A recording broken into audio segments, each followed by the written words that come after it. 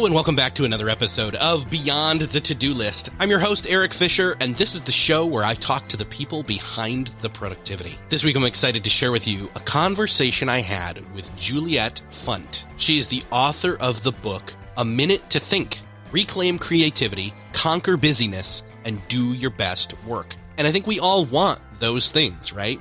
We also could all take a break, more than a minute if we can. And in this conversation, that's exactly what we talk about, is we talk about how busyness is killing us, and that the solution to that is to take a strategic pause. Not only the importance of that, but the actual how to do it, the different types of pauses, and how to start putting those times of strategic pausing and what to do in those pauses into your schedule. Home life, work life, all of that. So I'll just get out of the way and say, enjoy this conversation with Juliet Funt.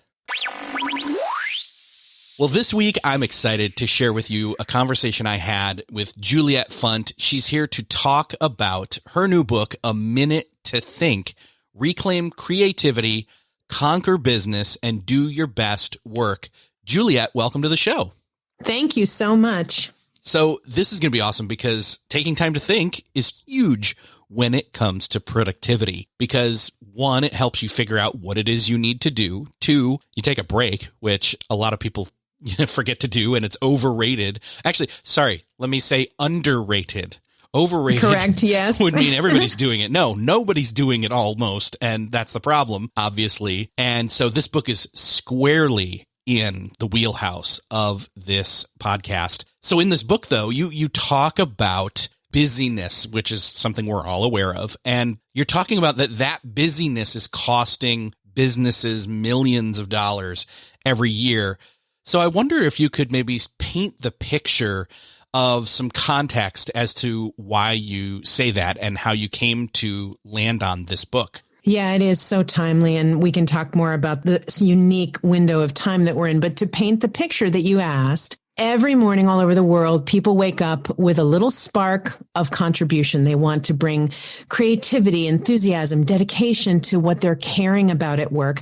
And they walk in the front door or they sit down at their entrepreneurial desk. And immediately that beautiful little spark is just extinguished by an avalanche of emails and meetings and decks and reports and paperwork. And not only can't they barely have a minute to breathe, but that busyness and that nonsense work separates them from meaning in the things that they're touching. So all day long they grind through, and then they look up at the ceiling at 5 o'clock and say, what did I get done today? So, I mean, you asked me about the financial part, and we'll get to it in a second, but the human part is really what moves me, and how much that busyness is crushing good people's spirits, especially right now in this post or end pandemic period. So that sense of the busyness interrupting is a cost, but there are also very significant financial costs. And we know this because in our work with our clients, one of the things that we do for them is we quantify that busyness. And it's very simple math. It's math that an 8-year-old could do.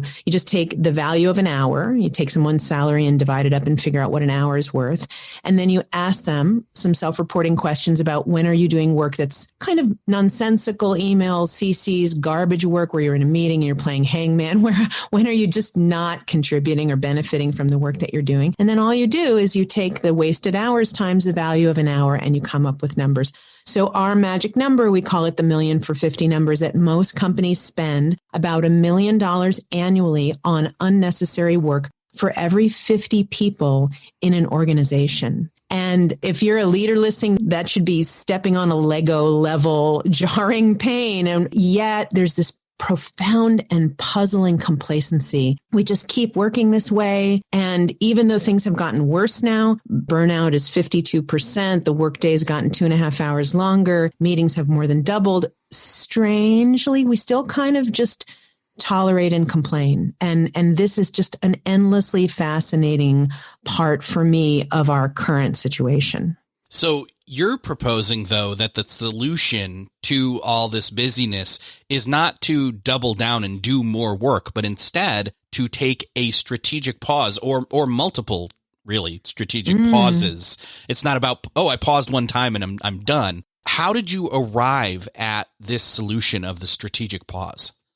It's 20 years work, so we should probably break down kind of the foundational base of the work before we get into the nitty gritty. The best thing to keep in mind to understand this philosophy is making a fire. I grew up in Manhattan, so this is not something that I knew a lot about. You don't make a fire as a city kid. I'm really good at hailing a cab in the rain, and I can find good souvlaki, but there's certain things you don't learn. Eventually, somebody taught me. And what they taught me is it's about the ingredients that you put into the fire and how you put them in. So you want something dry pine needles, newspaper. You want maybe a little of that industrial fire starter, good wood.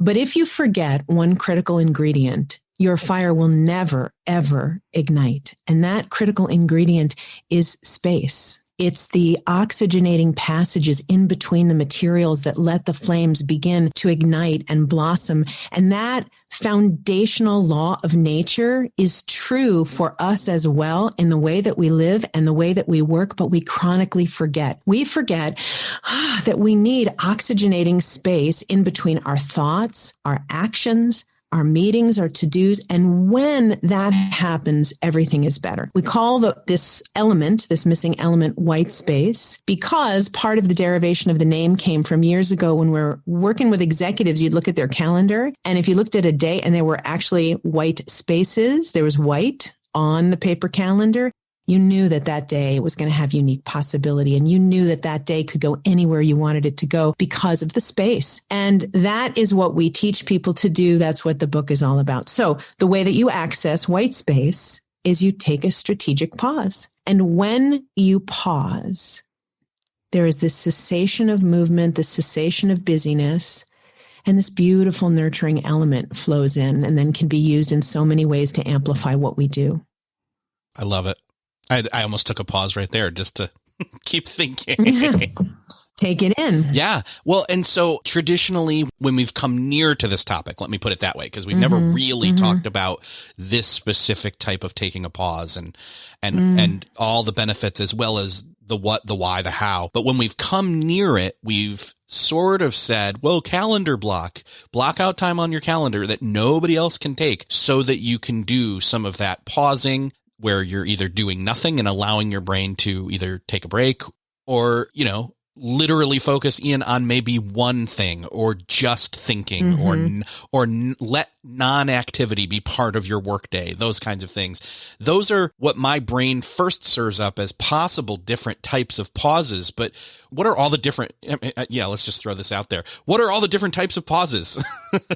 Yes, there's only one type of pause. A pause is a cessation of activity. But there are 4 uses of that time that business people can use to their advantage. The pause can be used to recuperate. And that's really what people think of first. When they think of a pause, they think, I want to rest. I need to reboot my exhausted brain and body. Maybe they think of an analogy like an athlete who does 10 reps and then takes a break so he can do the next 10 reps as well. And all of those recuperative qualities are important. They are what people think of as white space at first, but they are only 25% of the utility of this tool. You can also use a pause to reflect.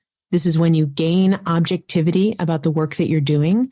You can use a pause to reduce, which is about the topic we started with, where you use a pause to step back from unnecessary work and you strategically reduce it. Or you can use a pause to construct. And this is hatching the next great game-changing aha idea, or allowing creativity to come in. And that's where things get really juicy in business, is we want to understand that this thinking time is not just to rest and recover. It's to create a landscape where we are free from the tethering to the next task and the tethering to the next to-do, so that our minds can be of utility to our work. Interesting. Okay. So then there's not different types of pauses per se. There's different uses of a pause, the 4 different ones that you named.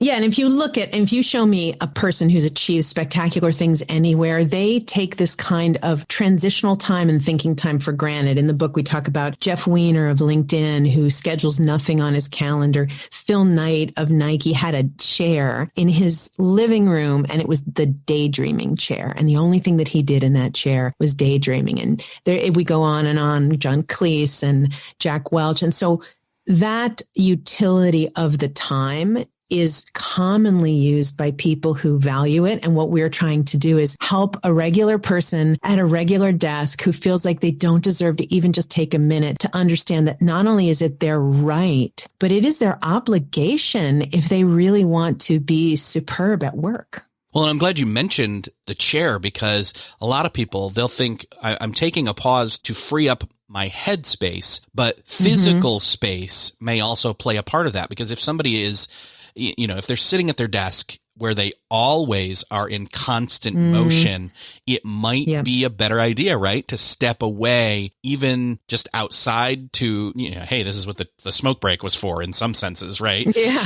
Right. But to be able to do something like that where they physically change the atmosphere, the surroundings, so that they aren't triggered by the next work thing, accidentally or otherwise, although I'm sure that there's ways to, turn off all notifications, go into do not disturb mode, airplane mode, pretend you're in the airplane and do that. But how do you see physical space playing into taking the pause?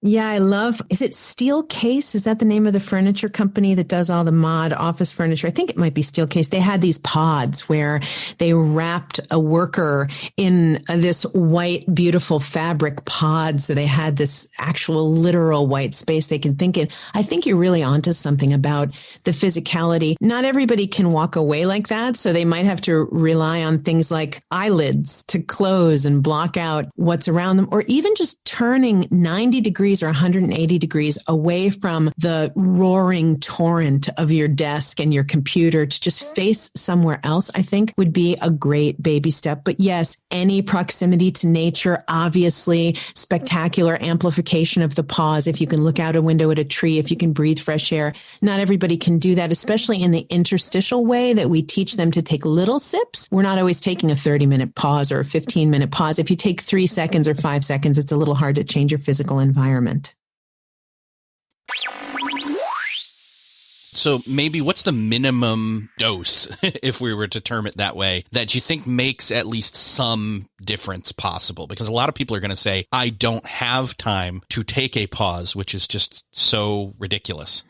So you have to look for it when you can get it. In the book, we talk about the Emergency Nurses Association. If you think of an ER nurse in an environment where every single thing is life or death, no more chances kind of urgency, could those people take a pause? And I loved this conversation that I had with them over the time that I was working, where they found that, yes, they could, because hand washing takes 20 seconds. That's a beautiful time for a mental vacation. They're walking down a lot of hallways all day long, but only their feet are really busy and their minds could take a little pause. So we have to use creativity to put the pause in where we can. And most people start with a very, very simple tool that we call the wedge. It's the easiest place to start, and it's where those micro pauses, if you will, come in. So the wedge, if you could see me, you'd imagine my fingers are a pyramid. You imagine a wedge literally wedging apart two things in the day. The wedge is a little sip of white space that we take to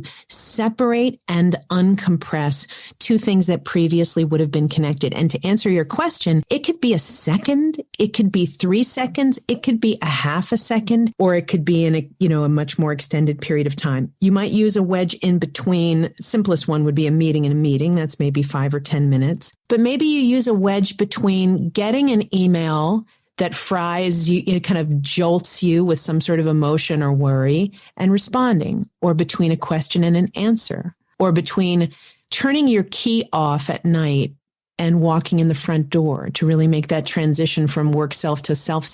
There are so many places where we can interlace space without the weighty obligation of time blocking it on a formal calendar, half an hour thinking block, which is really, really hard for people to hold. I'm not against those. I mean, there's a story in the book of this wonderful guy named Tony Kalanka, who I just love. He's 6'6", I'm 5'4", so I stand next to him like standing next to a redwood, and he looks down and he's so warm and sweet, but he works in live events. And live events he describes it as a business that will eat your life if you let it. 80 shows a year, trade shows, crazy amounts, thousands of people running through. So he was doing a proposal for a contract that was worth millions and millions of dollars to his company. And his first response was what busy people often do. He said, I'll just sally it, which is same as last year. take last year's proposal, clean it up, change the date. But he said, no, you know what I'm going to do is I'm going to think about this. And he scheduled himself 6 blocks of thinking time, half-hour to 2-hour blocks. He included other people. He pondered and he created this spectacular solution that saved and earned the company millions of dollars. So anywhere from 1 second in between you answer a question all the way up to Tony Kalanka's 2-hour grand spaces, we take what we can and we dance around the room.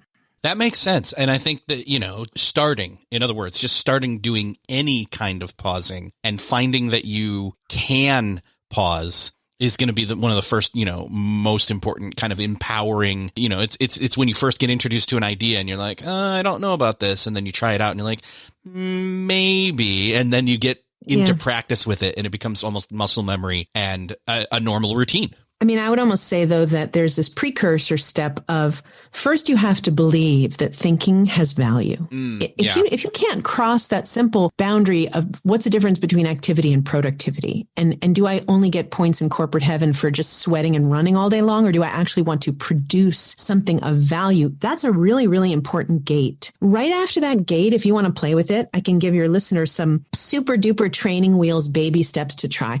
You can start with when you wake up in the morning between opening your eyes and getting up. Probably my favorite wedge of white space of the whole day, just to lie there for a second and say, what is this day going to hold? How am I going to bring myself to it? What do I need to let go of from yesterday? It's beautiful to start your day with thoughtfulness. And then next you go into your day. And now what you're going to look for in your baby steps is you're going to look for forced white space that you don't anticipate or cause. That your computer is rebooting, you're waiting in line.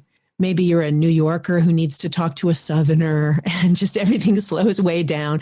And so you're looking for places where previously you would be forced to pause and probably reached for your phone to fill it and just say instead, no, I'm just going to take this pause. I'm just going to watch that rainbow spinning ball like it was the best thing in my day and take the forced white space. And from there, those baby steps can then move into the office. I would say most people consider the transition time between meetings to be the most foundational professional baby step of just looking at your calendar and saying, here's the new rule. Never let the colors touch. Never let meeting after meeting after meeting be there without little slices, little stripes of white. So there are all sorts of small and accessible ways to play with the tool before you get into the big wild ride of hours of thinking time. I know that it's digital, but I love that it's a literal digital white space on your calendar in between the colors of all the meetings. And that kind of just dawned on me as you said it. I think that's an amazing way to look at this.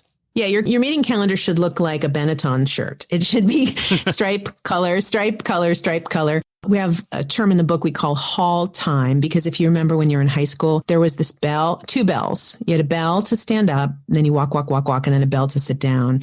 And that assumed you needed to actually move from one place to another. So we need that hall time at work. In corporations, especially in this Zoomaholic, maniacal, all day, all Zoom world, we absolutely need transition time, not only to recuperate and maybe have the human pleasure of a bio break, but also because if you don't do that, you're not even having time to think about what happened in the meeting before. What went well? What should I learn? What should I write down? Then what about the meeting coming? What about how do I prepare? Who am I bringing as myself to this next interaction? Who's the person I'm sitting down with? And what do they care about? There are myriad things that must occur in that fertile transitional time in order for your meetings to actually be effective.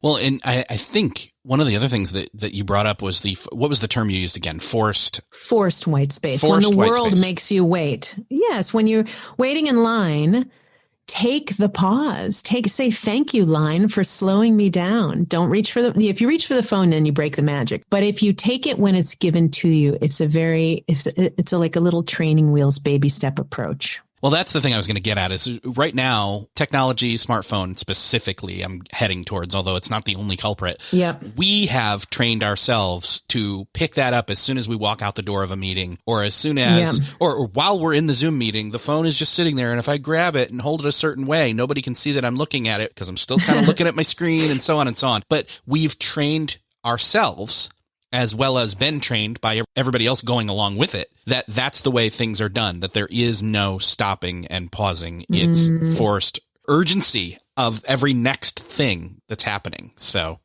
yeah. We have no idea what to do with it. If you're so right that it's so ingrained. And if we do it, when you start people on the early stages of white space, you say, just give yourself 5 minutes. They have absolutely no idea what to do during that time. And we have to teach them, okay, it's not meditation. It's not mindfulness. Meditation and mindfulness have instruction. So they say, don't follow a thought, come back to breath, or don't follow a thought, come back to physical sensation.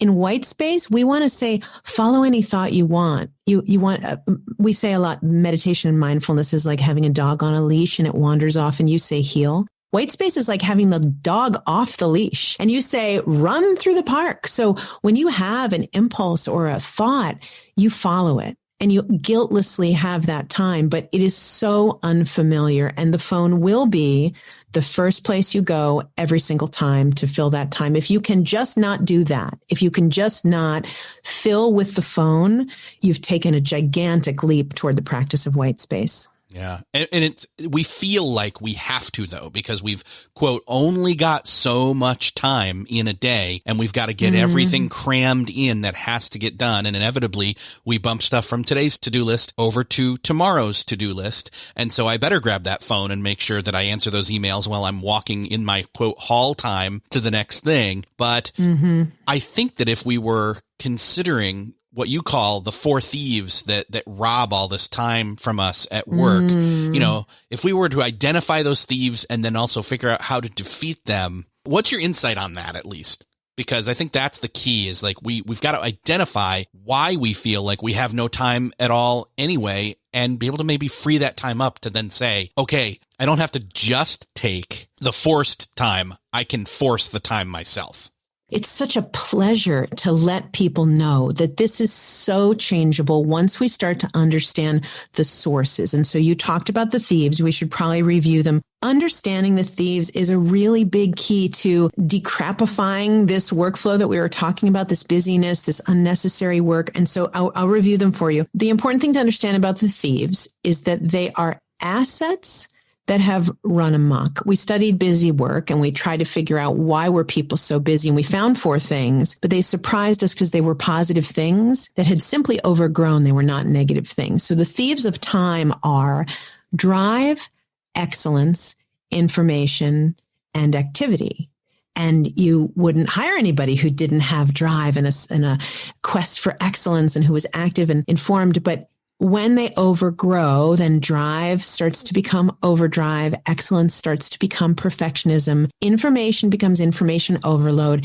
And the tendency for activity just becomes frenzy. And so they create this pace and pressure where we're mindless, where we lose control, and where we do enormous amounts of unnecessary work to serve them. And so I think the thieves, they're so wonderful for people to keep in mind. One of my favorite thief stories is a gentleman named Steve Martin.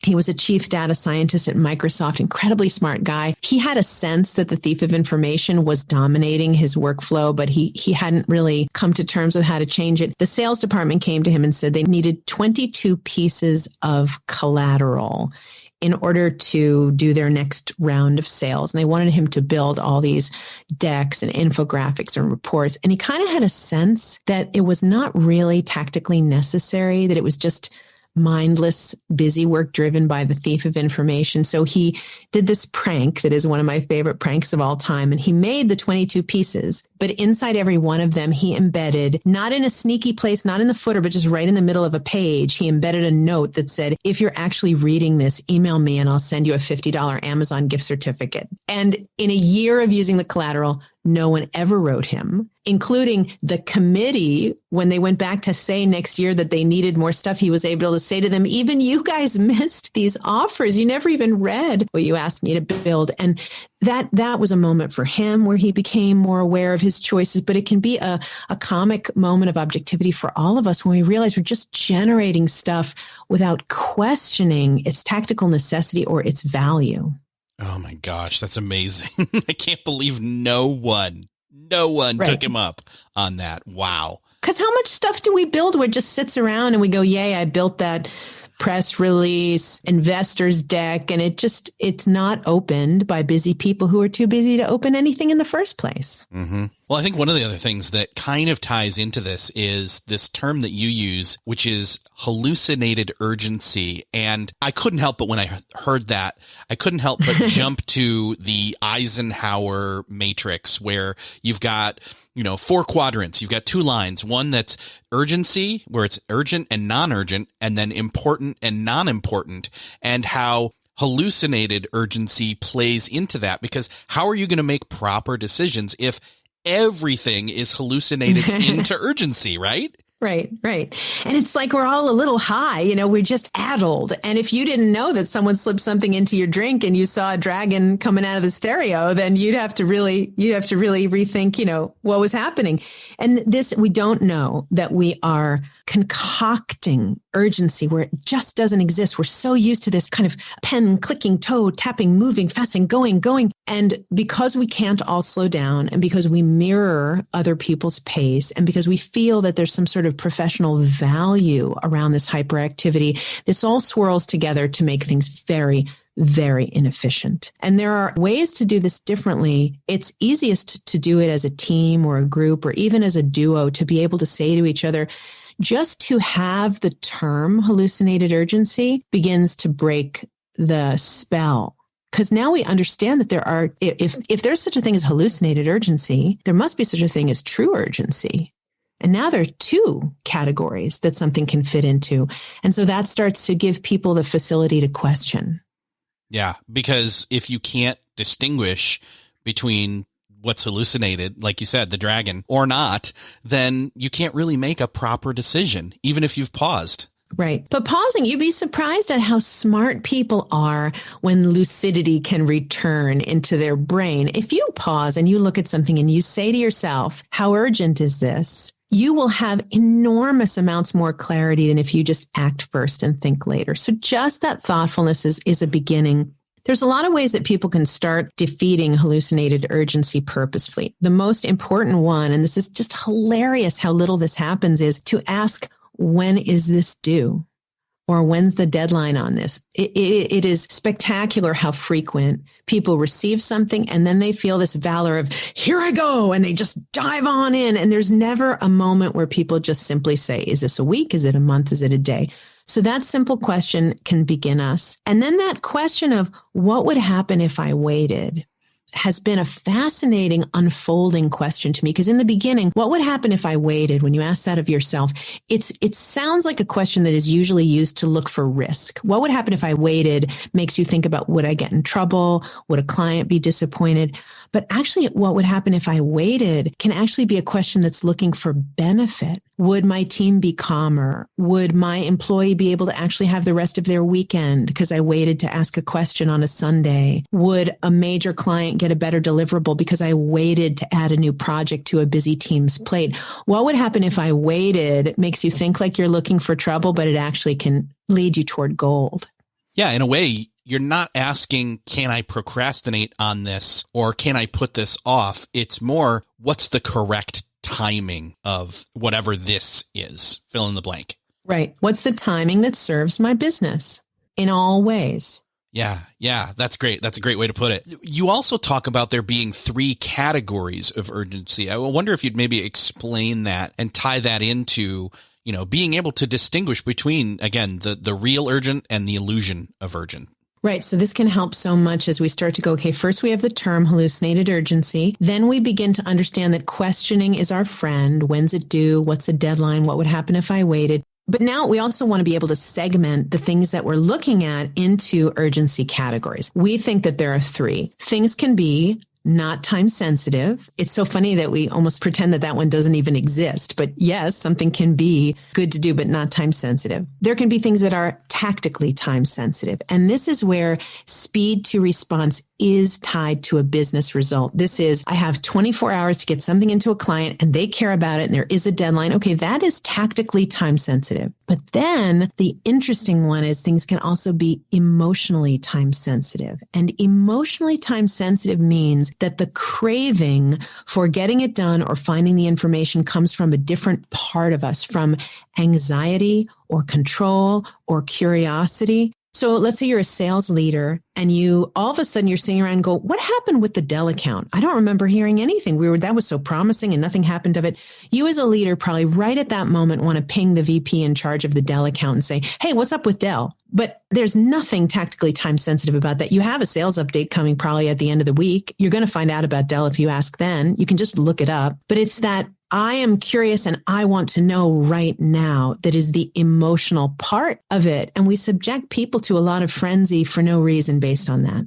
That's an excellent point. I love that you're reframing it that way. I know that this doesn't just play out, though, in terms of our own selves, but obviously business is done in terms of relationships and teams inside of an organization, even if it's small teams. How do we get others on the same page as to, one, the benefit, but two, the actual execution of white space?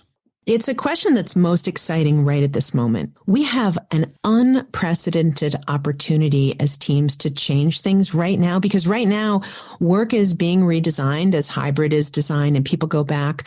So all the car parts are taken out of the engine. They're lying on the driveway. We can clean them and look at them and replace them. And we have this spectacular, I would say almost a blank page to write on about how do we want work to be? And we have an opportunity right now to also let go of things that have been driving us crazy for decades. So this beautiful opportunity is when teams can come together and say, what are all the things that drive us crazy in the topics that we're talking about? And are we ready to change them? And so the way that teams begin is by having bold and honest conversations about things that they've never talked about before. How much meaning do you feel in your day? Do you feel engaged by touching work that creatively stimulates you? What percentage of your, going back to that waste topic that we talked about, to talk about how much of the day are you just deleting CC, FYI, reply to all and wishing it wasn't so, but doing nothing about it? How many meetings are you sitting in where you know you're doing nothing productive, but you're afraid to ask not to come?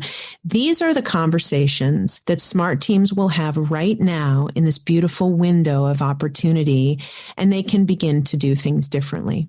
If there are leaders listening, this kind of transition is very, very permission-based. So the most effective and quick pill is for senior executives to start thinking and acting this way, modeling the behavior, copying to where they do unnecessary work, taking disconnected vacations, anything they can do to be signaling the value of the pause. But even if you're not a senior leader, you can start right in your own domain by utilizing some of the simple techniques that we've talked about, the wedge, the 3 categories of urgency, beginning to do quantification, sort of get a little sense of how waste work is costing you money and maybe floating that conversation up the chain. There are lots of things that individuals can do at their desk to start moving toward team discussions. Excellent. What about, I know this is something that we weren't necessarily going to talk about, but I know it's in place here, is obviously white space isn't just beneficial for us at work. It can be a huge deal when it comes to our personal life, or especially our home life, our family life. What are some of the ways that we can pause at home? I'm really happy that that's even in your radar, because it's one of my most passionate parts of this work. In fact, you're not supposed to love a chapter most, but I love chapter 11. It's like picking between your kids. But the last chapter on taking this home, to me, it's like all the rest of the work is just a Trojan horse to say, don't miss your life. Take a pause and drink in the beauty of your children or your hobbies or a view or a warm tea in your hands when they're cold. When we learn to take a pause, everything in our home life becomes more colorful and beautiful. And we also give permission to all the people that we live with. Maybe there's little people in your home and you've taken busyness home on your shoes from the office, and now they run from their 97,000 after school activities to homework to dinner to bed without ever taking a pause. We want to raise a generation of people who are not afraid of open time. And so from a modeling perspective, it's just as important to be able to interlace space into a day at home is so important for the ability of families to connect. And as you brought up, we're probably going to circle back around to the biggest barrier to that, which is even the same in the office, which is the screen. That tendency to be sitting around together as a family with our screens in front of us and separating us, I would say probably is the biggest barrier to white space. When you have a situation where the internet goes out or where somebody's device dies and you have to just look at each other and go, oh, hey, how have you been for the last 4.5 years? You realize instantly that screen is a barrier. So maybe one tip that we could play with here is there's a technique in the book called phone narration. That's one of my favorites to share about white space at home. The idea is that we tend to chronically pick up the phone and we break the interpersonal connection without even knowing it. Sometimes we just mindlessly are on these devices. Nobody knows where you are, what you're doing, when you'll be back. So a wonderful thing to play with at home is called phone narration. You just loosely narrate your activities on your phone. You'll say something like, oh, I'm just pulling up maps to go to the lake. Or I'm just getting back to grandma, or hang on, my boss just needs something. It'll take 2 minutes and I'll be back to you. And when you narrate, you answer the unspoken question in your loved one's mind of where the heck did he go and when will he be back? And you'll notice if you start doing this at home, then everybody in your house is going to start saying, can you narrate, please? When you just drift mindlessly off into the phone. So that's one of my favorite ones for families to play with. I love that. And even just having a place to park devices, having rituals and rhythms at home in terms of when you wake up and when you're allowed to actually grab a device that is training you to use all that white space up without any real benefit coming out of it. Ah, man, I identify with this because I'm, part of a family that all four of us have issues with this at times. And sometimes I think I'm the one who's being evolved, but not always true. Everybody does. It's designed to lure you in. But there are other places too. The screen is not the only culprit. The worship of more and the feeling that the more we do, the more points we get is a template that follows us home. And we plan our children's lives according to it. We plan our social lives according to it. We end up driving 45 minutes each way to go to a retirement party for someone that we marginally like because we just don't know how to say no to things. So that sense of the false god of more, when defeated at home, when we start saying, what if our kids had 2 days a week of just nothing after school? And what if we had a white space weekend where once a month there was absolutely nothing on the calendar and we could just pour a glass of orange juice and make it up as we went along? It will feel unfamiliar and you'll have to fight the teenagers. But when you put that space back in, connection blossoms and you don't end up missing all the remarkable, unremarkable moments of being together. Yes. Oh, I love it. We've got so much more that we could talk about in the book, but obviously my time and our time is running down to an end. And I want to close this out by saying there is so much more in the book than we've been even able to touch on in this conversation. And I want to direct people over to where to grab it because it's out now. And I assume, because I've seen a lot of celebratory stuff, it's doing really well. So yeah, it's been a really big week and we were nominated for the Next Big Idea Club, which is a wonderful, wonderful consortium project with Adam Grant and Malcolm Gladwell, Dan Pink and Susan Cain. And we're a couple days out of launch. So it's pretty exciting time for me in my first book. If people want to explore the book and learn more about it, they can go to julietfunt.com. And even if they don't want to buy the book, if you want to wait till it's in the library, you can go on that website. You can take a test called the Busyness test. And in it, you'll be able to take a look at your daily habits and tendencies and find out where they're leading you to unnecessary busyness and how to break that cycle. Excellent. That is a great place to direct people to. And I'm going to link up to that and everything else we mentioned in the show notes for this episode. Juliet, I just can't wait to see what your next book, I know I don't want to throw that on you during this book launch week, but I just can't wait to see what you do next. So open invitation. Let me know when that's ready and we'll dive in even further yet again. Sounds great. I look forward to it. Well, that's another podcast crossed off your listening to-do list. And I hope that you got something great out of this. I hope that you took time to pause, while listening to this show to think about pausing, having strategic pause times, and what the best way that you can integrate those into your life is going to be. Because I think now you know the importance of it and some of the first steps. Not only that, but you can also pick up Juliet's book and dive deeper into this topic. If you found this conversation helpful, and I hope you did, would you do me the favor of sharing this with somebody that you know needs to hear it by hitting the share button in your podcast player app of choice that you're listening to this right now, or head on over to the show notes at beyondthetodolist.com and share it from there. Again, thank you for sharing. Thank you so much for listening, and I will see you next episode.